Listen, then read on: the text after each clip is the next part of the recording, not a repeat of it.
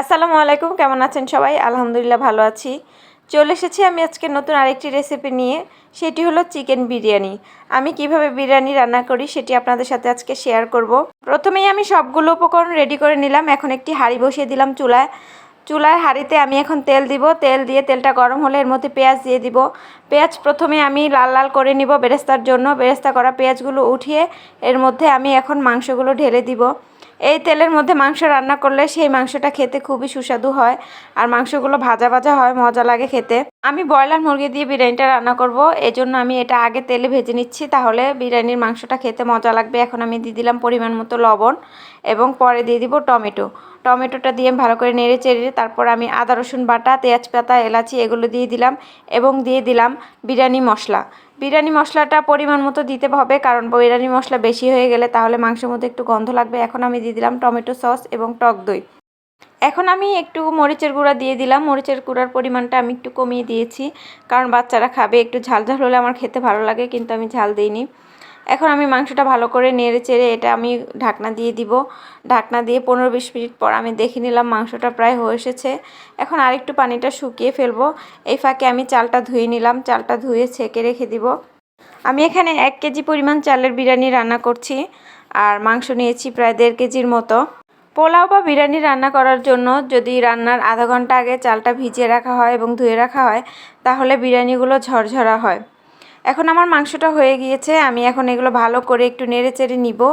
তারপর আমি মাংসটা উঠিয়ে ফেলবো একটা পাত্রে। আমি যখনই বিরিয়ানি রান্না করি সবসময় মাংস উঠিয়ে তারপরে এই তেলের মধ্যে আমি পোলাও চালগুলো ভেজে নিই। অনেকে অনেকভাবে রান্না করে, অনেকে আবার আলাদা চালটা ভেজে তারপর রান্না করে। তো যাই হোক, আমি এখন চালটা ভালো করে ভেজে নিচ্ছি, 5-10 মিনিটের মতো ভেজে তারপর আমি এটার মধ্যে গরম পানি অ্যাড করে দিব। গরম পানি যদি না দেয়া হয় তাহলে কিন্তু ঝরঝরা থাকে না চালগুলো। সবসময় পোলাও বা বিরিয়ানি রান্নাতে গরম পানি অ্যাড করতে হবে। এই যে আমার কিচিরমিচিররা বিরিয়ানি খাওয়ার জন্য ওয়েট করতেছে। আজকে তুমি বিরিয়ানি খাবা? বিরিয়ানি না, তুমি তোমাকে দিব না বিরিয়ানি। না, ফাতেহাকে বিরিয়ানি দিব, ফাতেহাকে বিরিয়ানি দিব, ফাতেহাকে দিব, আর ফাতেহাকে দিব। মেয়েদের সাথে গল্প করতে করতে অলমোস্ট আমার বিরিয়ানিটা হয়ে গিয়েছে। এই যে দেখেন কি সুন্দর ঝরঝরা। আমি এখন অর্ধেক চাল উঠিয়ে নিব। বিরিয়ানিটা হয়ে গেলে তারপর যদি মাংসগুলো অ্যাড করা হয় তাহলে মাংসগুলো খেতে বেশি মজা লাগে, তাহলে মনে হয় যে মশলাগুলো অ্যাড থাকে, কিন্তু পানির সাথে যদি মাংসটা অ্যাড করে দেওয়া হয় তখন মাংসটা এত মজা লাগে না। যাই হোক, আমি এখন পেঁয়াজ বেরেস্তা দিয়ে দিচ্ছি, তার উপরে আমি মাংসগুলো দিয়ে দিব। সবগুলো মাংসই আমি এখানে দিয়ে দিব। তারপরে আমি এটার উপর দিয়ে আবার বাকি চালগুলো ঢেলে দিব। চালগুলো দেওয়ার পর আমি কিছুক্ষণ এটাকে দমে দিয়ে রাখবো। তারপর আমি মাংসটার সাথে চালটা অ্যাড করে নিব। রান্না করতে করতে মানুষের মধ্যে একটা আইডিয়া চলে আসে কিভাবে রান্না করতে হবে, কখন কি করতে হবে। এখন আমি বাকি বেরেস্তা করা পেঁয়াজগুলো দিয়ে দিলাম এবং কয়েক ফালি কাঁচামরিচ দিয়ে এটাকে ঢেকে দিব। বিরিয়ানির সাথে আমার সবসময় আচার এবং সালাদ এই দুইটা জিনিস লাগবেই, না হলে আমার বিরিয়ানি খাওয়া অসম্পূর্ণ মনে হবে। আর সাথে নিয়ে নিলাম বাচ্চাদের জন্য ড্রিঙ্কস। ওরা বিরিয়ানির সাথে এই ড্রিঙ্কসটা খুব পছন্দ করে, আমারও ভালো লাগে।